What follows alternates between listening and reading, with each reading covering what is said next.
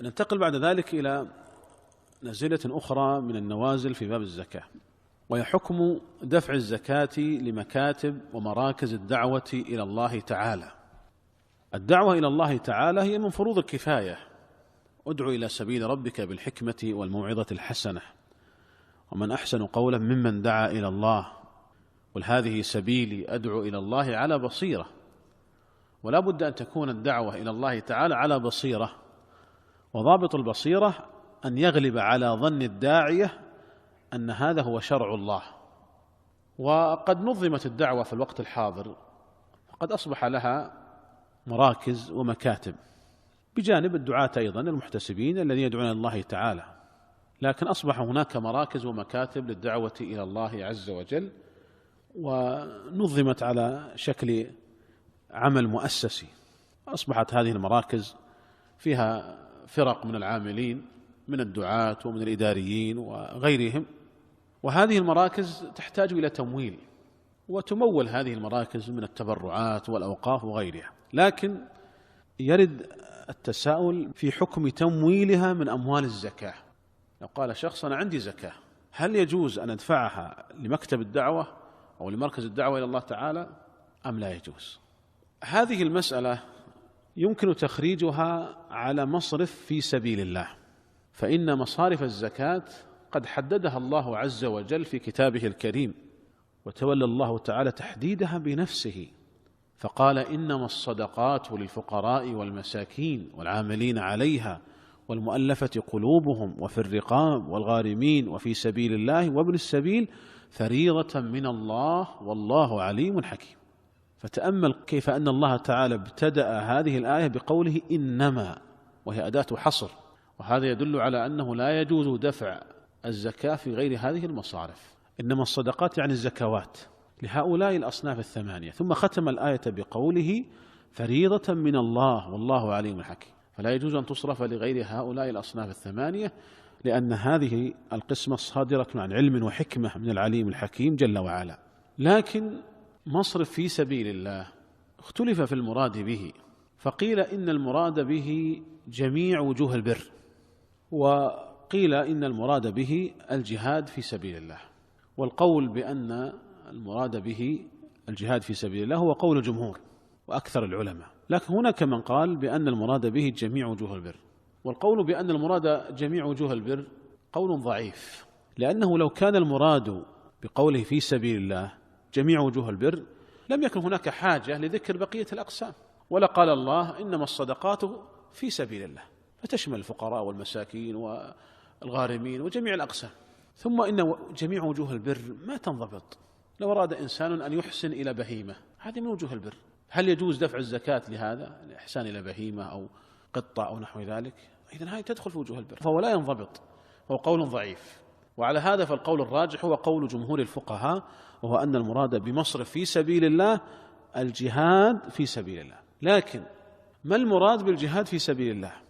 هل المراد الجهاد بالسلاح أو أنه يشمل أيضا جهاد الدعوة؟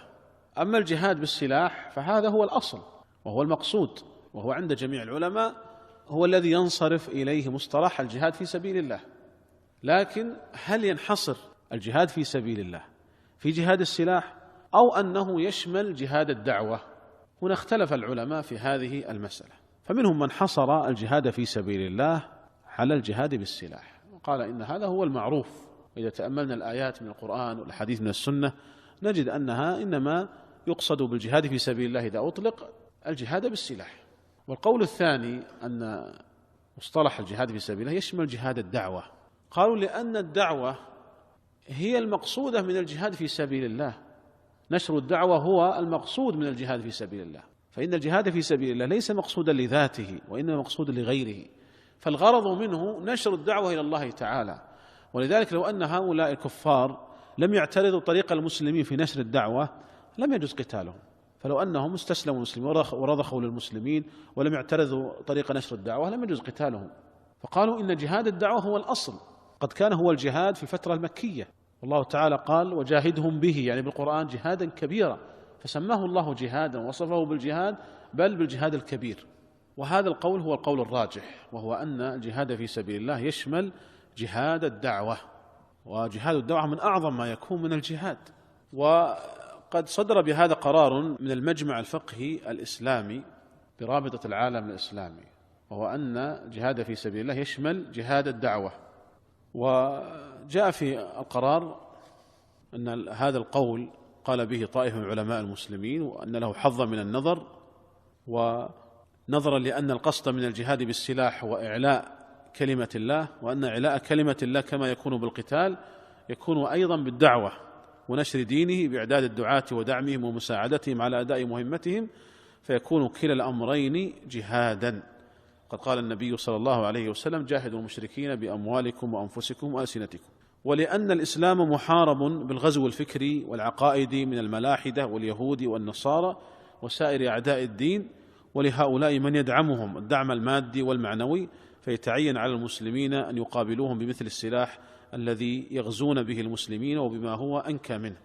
ولأن الحروب في البلاد الإسلامية أصبح لها وزارات خاصة بها، ولها بنود مالية في كل ميزانية في كل دولة، بخلاف الجهاد بالدعوة فإنه لا يوجد له ميزانيات في غالب الدول.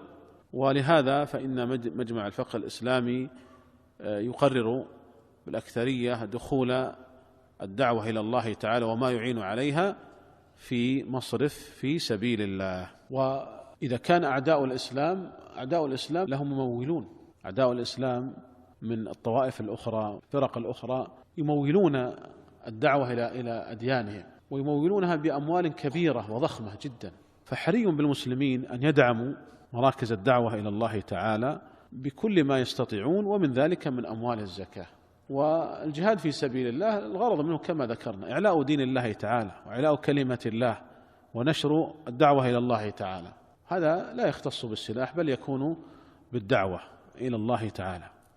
وعلى هذا فالقول الراجح أن الجهاد في سبيل الله يشمل جهاد الدعوة. وعلى هذا نخرج النازلة التي بين أيدينا. إذا قلنا إن الجهاد في سبيل الله يشمل جهاد الدعوة، فمعنى ذلك أن مصرف في سبيل الله يدخل فيه جهاد الدعوة. وبناء على هذا يجوز دفع الزكاة لمكاتب ومراكز الدعوة إلى الله تعالى بناء على هذا التقرير.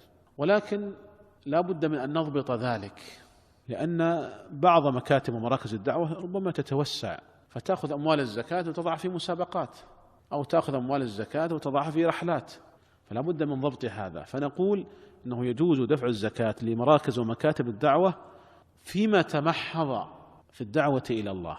أما ما لم يتمحض في الدعوة إلى الله فلا يدفع منه من أموال الزكاة، وإنما يكون من التبرعات الأخرى من غير الزكاة. فعلى سبيل المثال من يذكر لنا مثالا فيما تمحض في الدعوة إلى الله من أعمال مكاتب الدعوة؟ نعم رواتب الدعاة، راتب داعية أو كفالة داعية، رواتب الدعاة هذه متمحضة في الدعوة إلى الله تعالى. مثلا إيجار المقر هذا متمحض. لكن مثل المسابقات هل هي متمحضة؟ مسابقات غير متمحضة. فلو وضع مسابقة مثلا وضع عليها جوائز لا تؤخذ من الزكاة. طيب لو مثلا رحلات هذه ليست متمحضة فلا يؤخذ من الزكاة. ولذلك ينبغي أن يكون هناك حساب خاص مثلا في مركز الدعوة أو مكتب الدعوة، حساب خاص بالزكاة ويصرف منه على الأمور المتمحضة في الدعوة، فلا يتوسع في ذلك، لا يتوسع في هذا. وبعض مراكز الدعوة إلى الله تعالى في الخارج تعتمد اعتمادا كليا أو شبه كلي على الزكاة، فلو قيل بعدم جواز دفع الزكاة تعطلت تلك المراكز، لأن كثير من المسلمين في تلك البلدان حالتهم المادية صعبة، فلا تجد هذه المراكز من يدعمها، خاصة مع ظهور الإرهاب الذي أضر بالإسلام والمسلمين كثيرا، ظهور ما يسمى بالإرهاب والغلو والدواعش، هذه أضرت بالعمل الخيري الإسلامي إضرارا عظيما، أضرت بالإسلام والمسلمين وأضرت بالعمل الخيري إضرارا عظيما، وضيقت من نطاقه، وجعلت هذه المراكز وهذه المكاتب ينظر لها منظار الحذر. عندما يريد أحد يتبرع لها أو يعطيها من أمواله يكون حذرا وخائفا، وهذا لم يكن موجودا قبل ظهور هذه الفرق الجماعات التكفيرية. هذه الجماعات التكفيرية حقيقة أنها أضرت بالإسلام والمسلمين كثيرا، وبخاصة بالعمل الخيري.